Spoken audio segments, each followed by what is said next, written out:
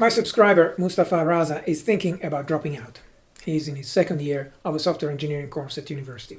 He says he thinks he can find better materials online, including, for example, here on this channel, and he also notes that many university dropouts became founders of successful tech companies. Well, dear Mustafa, welcome back to Frank's Day Unexplained. As a professor of computer science at the University of Cambridge, I believe I have a slightly longer-term perspective on this issue than a current student, so let me probe you with 3 questions that I hope will help you see more clearly whether dropping out is the right choice for you or not. Question number 1. Okay, there are plenty of great study materials online about software engineering, including some that are better than the stuff you're being taught in your current university. That's certainly true, whatever your university is. But the question is, does the fact that these materials exist also mean that if you were not at university, you would actually study them? There exist also plenty of resources, both online and in bookstores, on how to get a six-pack or how to invest in the stock market. But despite that, there are gazillions of people who have access to them and still have a potbelly or have very little savings in their bank account. So ask yourself, if you were not at university, would you study these resources? Would you have the time? Would you make the time if you were not forced to go to this particular lecture course on Mondays, Wednesdays, Fridays, and then to take an exam at the end? Well, would you have the mental space for all that, given all the other things you'd probably end up doing with your day if you were not at university? Most of all, would you have the persistence to keep doing it on your own? Again, compare with other things people do or don't do when they're left to their own devices. Do you have the persistence to keep going to the gym 2 or 3 times per week after the first few months? Or to keep studying that foreign language after the initial thrill? Somehow, it's a lot easier when you're regimented into a formal course and you have the accountability that goes with the fact that you have committed to doing that for these 3 years. Do not underestimate the power of that constraint. Will you put yourself through the same challenges if you have to learn on your own, without a formal structure around you, without deadlines, without classmates? More power to you if you do, but it takes an iron will to do that. You may think you are at university for the content, which, as you say, is also available online. Whereas in fact, what you will benefit most from is not the content, but the process. What matters is not so much what you learn, but rather the effort and the discipline you put in order to learn it. Few students understand this while they are still in their 20s, and I didn't either back then. But do come back and think about it 20 or 30 or 50 years later, and you'll see. Question number 2. You noticed many university dropouts started billion-dollar companies. Yes, quite right. Look at Bill Gates, Steve Jobs, Mark Zuckerberg, and so on. It seems like the most powerful tech companies in the world were all started by people who did not finish their degree. Okay, but have you ever heard of selection bias?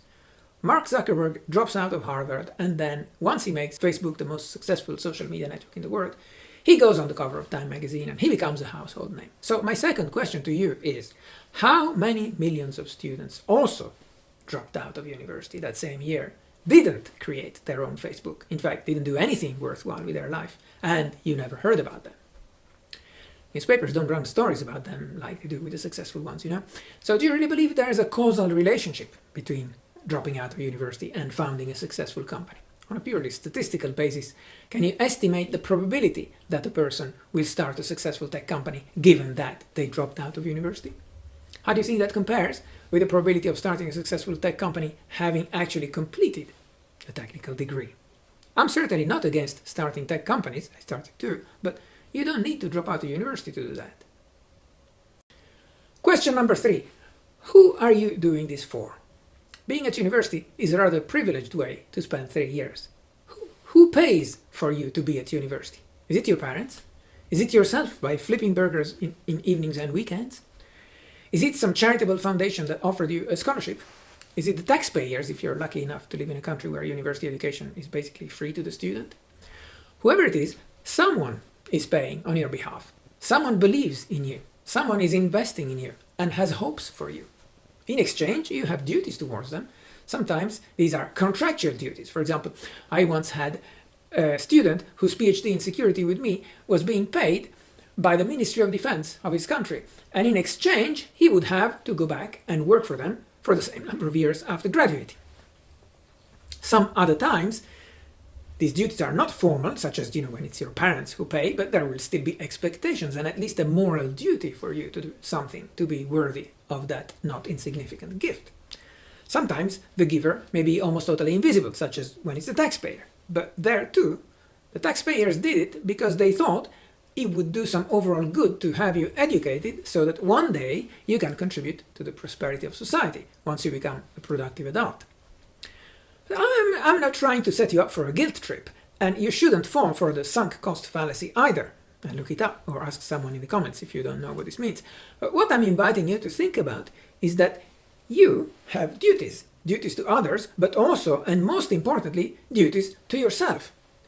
Your 20s are the time when you lay the foundations of your professional life. Whatever career you want to have, it's in your early 20s that you prepare for it.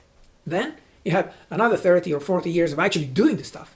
And the quality and enjoyment and success of what you do in your career will depend to a large extent to how well you prepared for it in your 20s. So even if you forget about all the others, your foremost duty is to your future self. Feel free to drop out if you wish, provided you do so in order to do something that will set yourself up for a better future. If you have this unstoppable idea you want to pursue, if you have a burning desire to start a company instead of sitting there in class, by all means, gamble on yourself and go for it. But it must be a conscious choice. You must be able to answer my third question. In what way, by dropping out of university and doing X instead, whatever X is, will I be laying a more solid foundation for my future than if I finished my degree? You really owe it to yourself, as well as to those who paid to allow you to be there. I hope this made you think. Best wishes with your choice.